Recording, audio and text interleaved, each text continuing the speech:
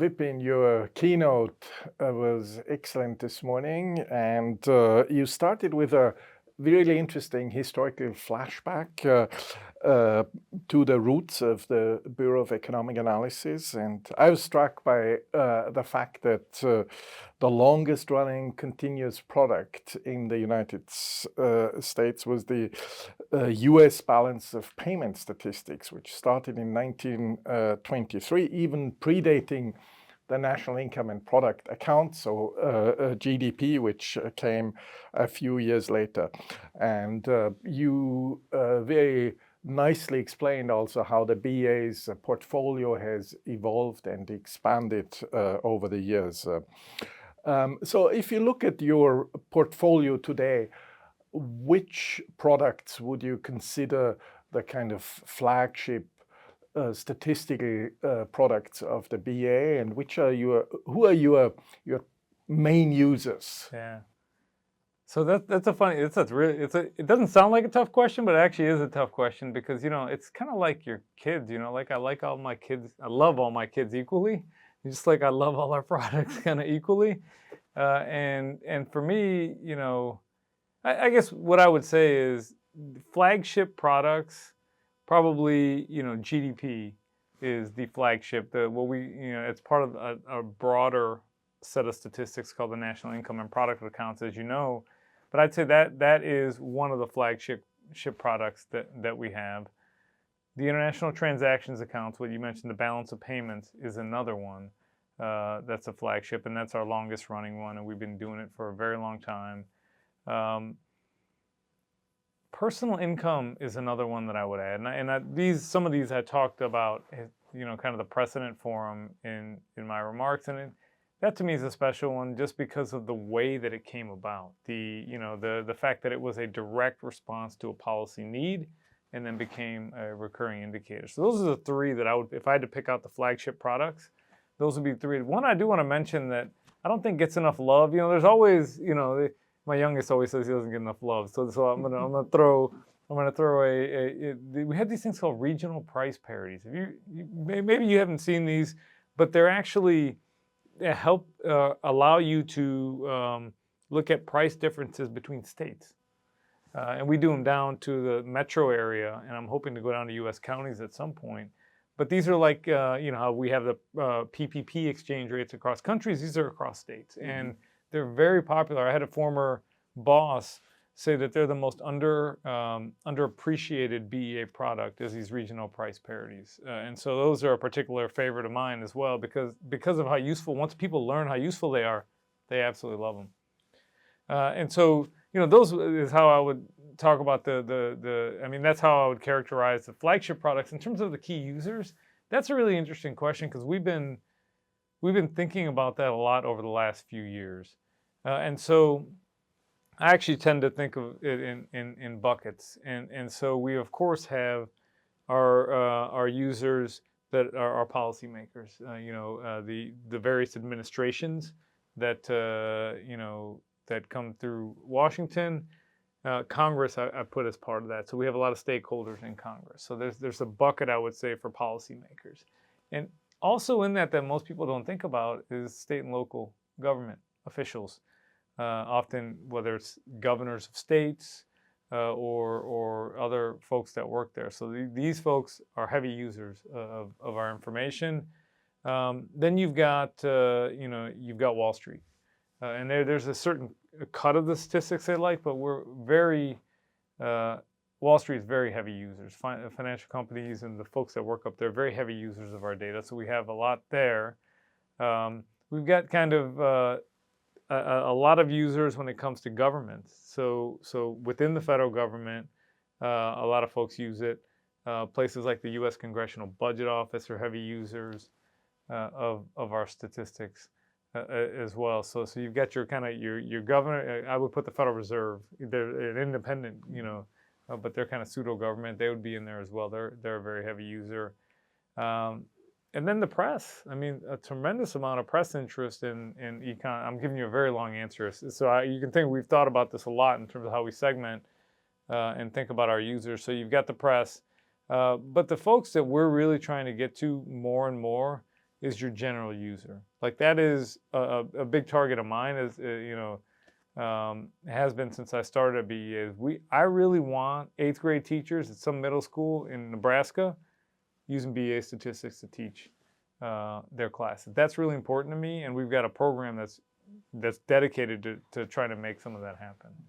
And I guess those kind of users, and you explained that very well this morning, have two major demands. They want the data more quickly and more granular. So that chimes exactly with what you said about information on states, but probably even further on local conditions, which is what people are interested in. So there's demand for more timely, more granular data.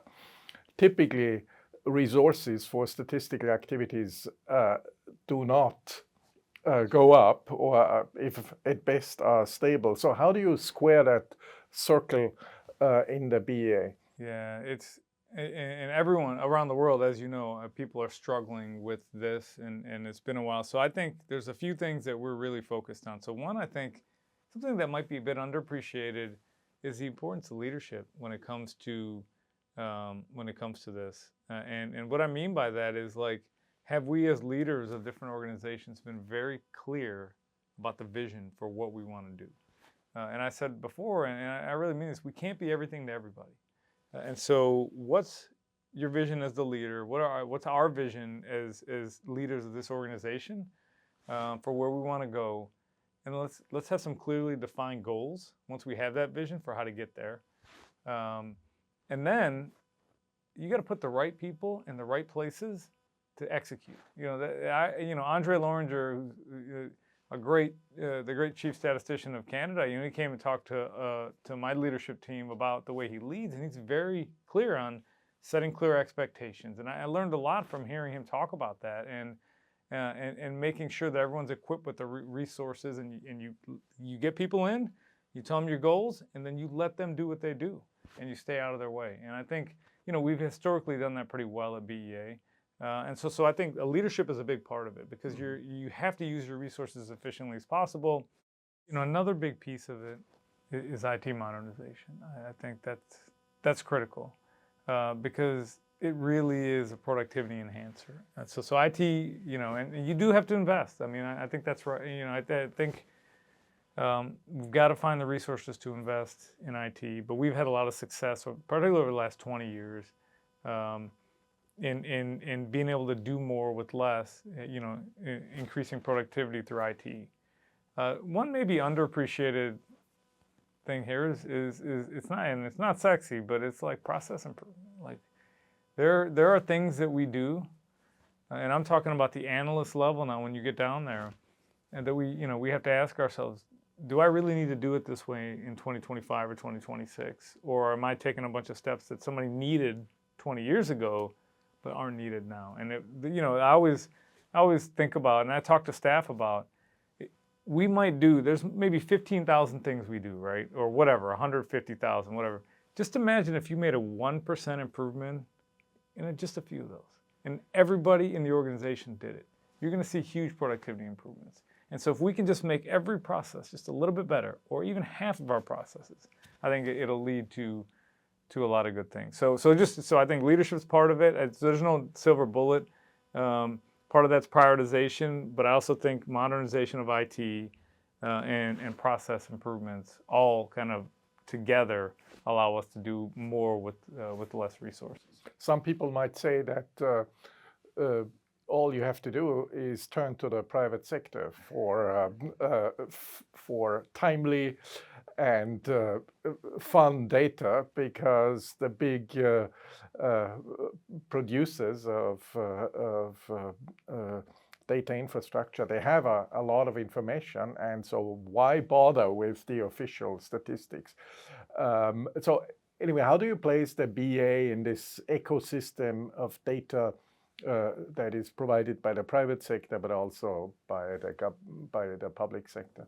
For me, it's one of the reasons why it's exciting to be in economic statistics right now, because there's a lot of I would say data. There's a lot of visibility on economic statistics and data, but there's also, like you said, an explosion of different types of data that are available to people. So in terms of the private sector, like I view them as partners, and I view a lot of what they do as complements to what, our organization, what BA is doing, but what other organizations are doing. So I think, at least in the folks that I talk to in the private sector, they have a very good understanding as data providers of their own limitations, of what they are good at and what they're not good at.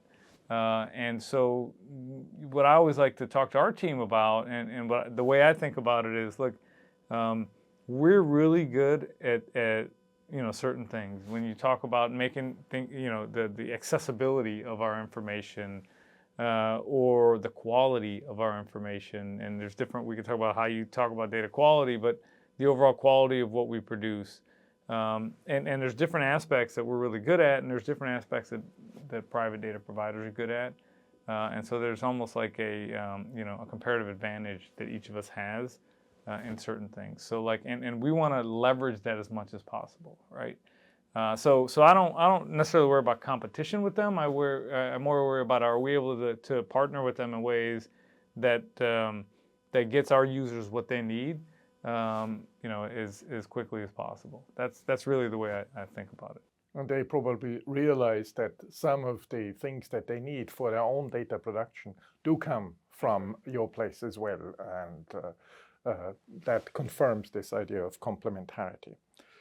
Just to close, artificial intelligence is, of course, everywhere, generative AI in particular, and is reshaping many professions. And there's a lot of discussion how different occupations will be affected by AI.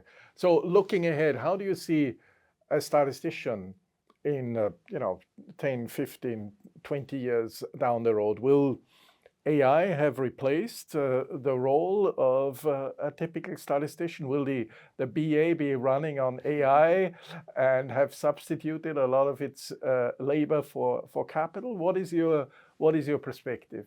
And I've been called naive for this. I'm not, from a BA perspective, from what we do, I'm not overly concerned about AI replacing people. I actually, again, I view it as a complement. I think it's going to help us do the things that we do better, faster, particularly faster, but also allow us to free up some of that great talent that we have. And hopefully we'll be getting more of that great young talent in to do other things and work on maybe activities, higher value activities that our users are really interested in. So things like survey processing, when the information's coming in, can we process it faster and in better ways? Things like these questions came up, imputations. Can we improve our imputations? Are we able to aggregate a lot of information very quickly in ways that then we can use it somehow? I think those are the things where I see it's certainly having an impact.